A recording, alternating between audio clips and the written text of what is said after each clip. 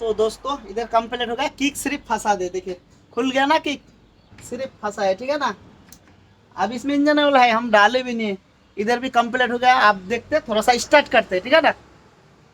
देखते इसका क्या हालत है। अभी साउंड पता नहीं चलेगा गाइस। साइलेंसर खुलवाई, फट फट फट फट करेगा, तो मारते इसको स्टार्ट, मारते सेल्फ, देखिए हाँ, यहाँ पे हाथ में सेल्फ।